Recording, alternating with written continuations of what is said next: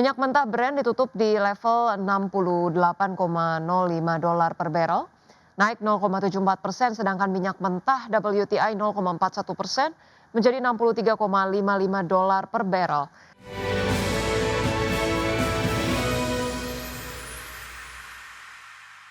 Pemirsa, harga minyak ditutup menguat pada Jumat pekan lalu berbalik dari pelemahan sebelumnya seiring kekhawatiran pelaku pasar bahwa perundingan antara Amerika Serikat dan Iran pekan lalu gagal meredakan resiko konflik militer antara kedua negara. Minyak mentah Brent ditutup di level $68,05 per barrel, naik 0,74%, sedangkan minyak mentah WTI 0,41% menjadi $63,55 per barrel. Iran dan Amerika Serikat diketahui menggelar perundingan dengan mediasi Oman untuk mencoba menjembatani perbedaan tajam terkait program nuklir Teheran.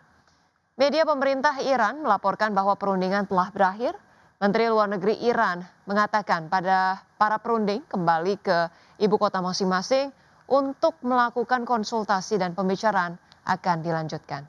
Sementara itu analis menilai secara mingguan harga minyak tertekan oleh aksi jual yang lebih luas pada pasar keuangan serta ekspektasi berkelanjutan akan kelebihan pasokan minyak.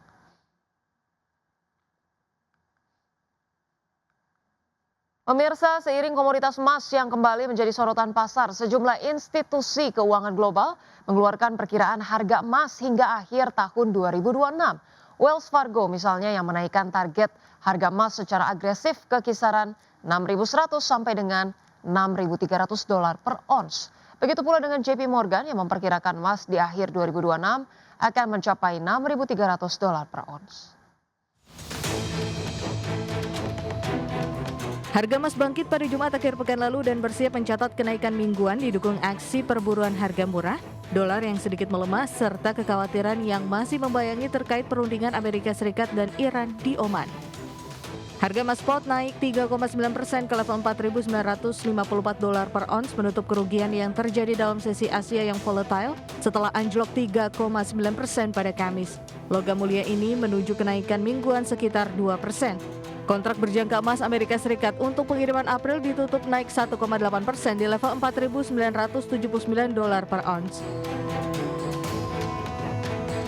Seiring emas yang kembali menjadi sorotan pasar global, Wells Fargo Investment Institute baru saja menaikkan target harga emas akhir 2026 secara agresif ke kisaran $6.100 sampai $6.300 per ons, jauh lebih tinggi dari proyeksi sebelumnya di $4.500 hingga $4.700.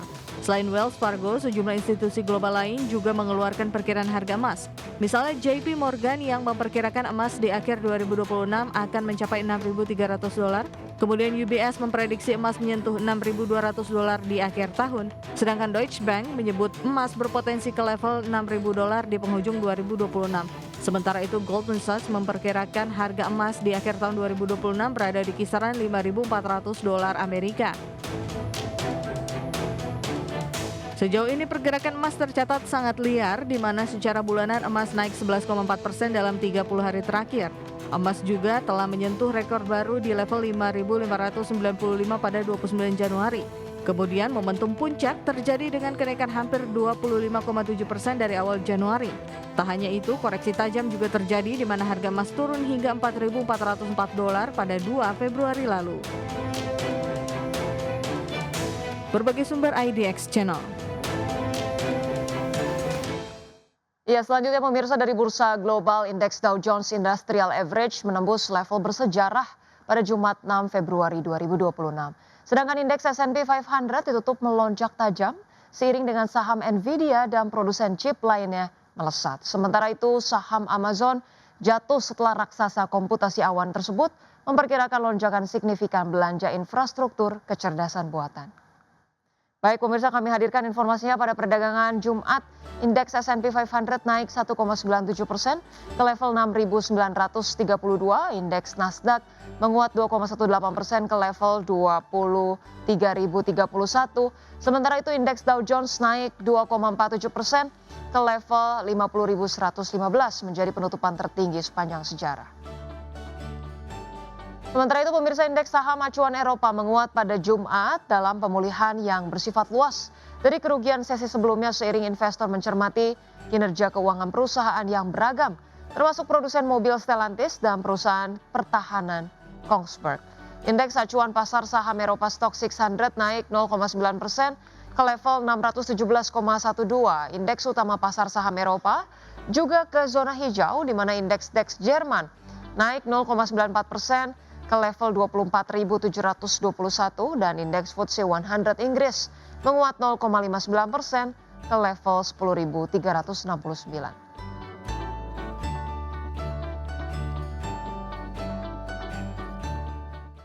Ya, baik pemirsa, untuk mengetahui bagaimana proyeksi perdagangan di pasar modal hari ini dan juga proyeksi IHSG, kita sudah tersambung melalui line Zoom bersama dengan Bapak Santosa Kristianus Gunawan selaku Direktur PT Lotus Andalan Sekuritas. Halo, selamat pagi Pak Sani, apa kabar?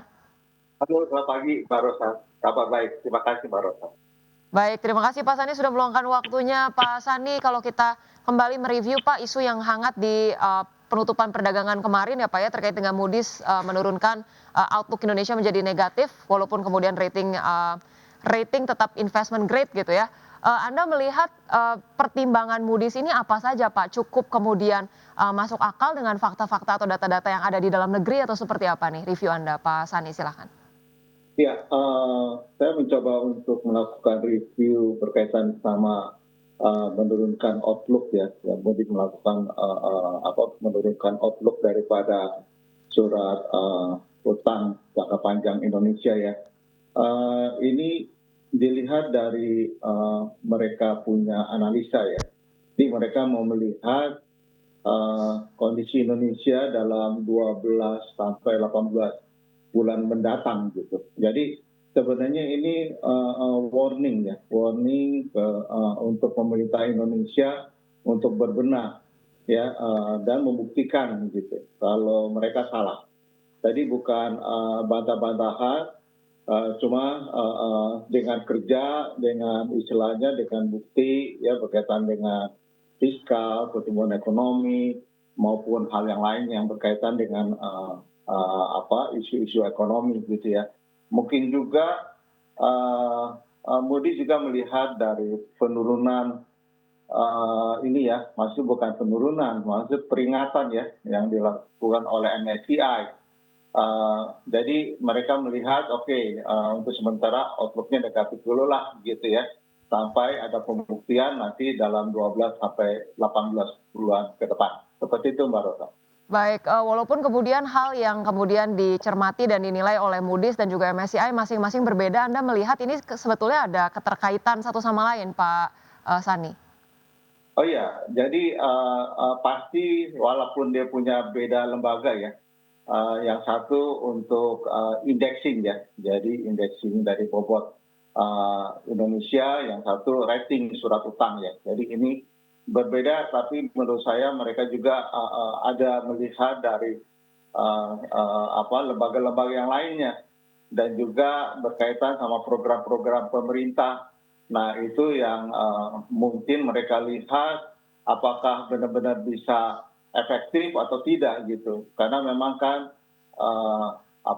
pemerintah Indonesia juga mengeluarkan surat utang dan surat utang juga kan dibeli oleh investor asing gitu ya. Jadi mereka juga harus memprotek, harus memberikan warning gitu ya, bahwa ini kalau misalnya sampai salah atau meleset ya bisa efeknya tidak baik gitu untuk pemegang surat utang Indonesia gitu, terutama dalam US dollar atau mata uang asing. Seperti itu Mbak. Baik. Pak Sani, ini kalau misalnya bicara mengenai kita punya beberapa waktu ke depan begitu ya untuk kemudian mempertahankan tren fiskal kita bisa kembali dipercayai begitu dan juga dinilai cukup baik oleh Moody's. Faktor-faktor yang paling krusial apa saja Pak yang kemudian bisa membalikan outlook kembali stabil, kemudian juga secara fiskal dan pertumbuhan Anda lihat apa-apa saja yang paling urgent untuk kemudian dievaluasi oleh Indonesia Pak? Sebenarnya semuanya ya yang berkaitan dengan fiskal ya, terus habis itu pertumbuhan ekonomi.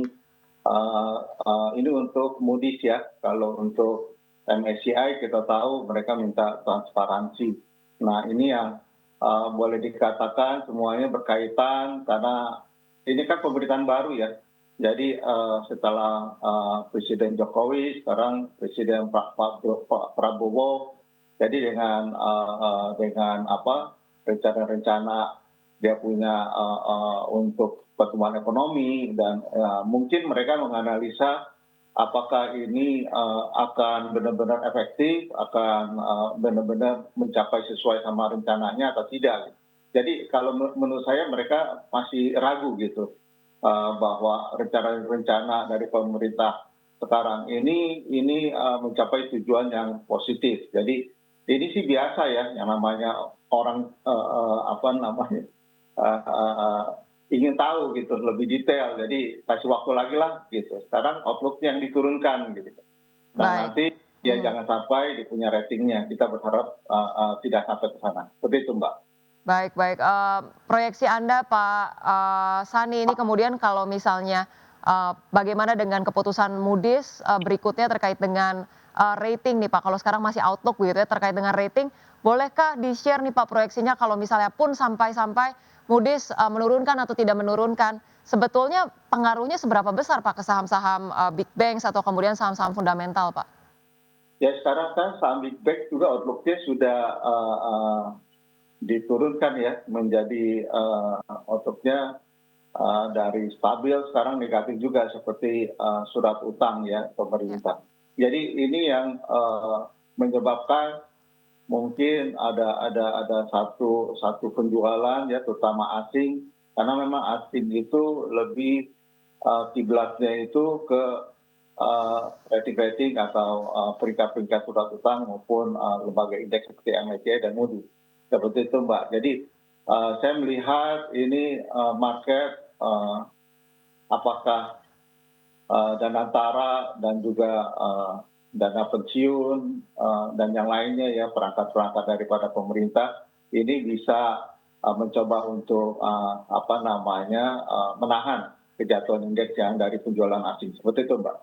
Baik, Pak Sani dengan demikian, dalam pekan ini Pak, apakah kemudian, sentimen dari Moody's dan juga MSCI ini masih, turut begitu ya memberatkan IHSG atau Anda melihat sepanjang pekan ini, sentimen-sentimen atau ada katalis apa saja Pak yang kemudian bisa menyeimbangkan IHSG Pak? Ya, untuk apa namanya 1-2 bulan ke depan sampai April lah ya, kita berharap apa yang diminta oleh MSCI itu bisa dipenuhi dalam waktu dekat gitu ya, di mana nanti di bulan Mei itu keputusan berkaitan dengan valuasi daripada MSCI. Jadi saya melihat bahwa kondisi sekarang ini banyak yang sedang wait and see nih Mbak, dan saya berharap bahwa investor lokal itu bisa menahan ya, jadi punya confidence dan juga mungkin investor yang fundamental ya itu pada saat kejatuhan mereka masuk seperti itu Pak. Baik, secara global kemudian investor cenderung masih mempertahankan posisi untuk wait and see, tapi kemudian, salah satu hal kunci yang kemudian kita harapkan adalah kepercayaan dari para, investor dari dalam negeri sendiri begitu ya?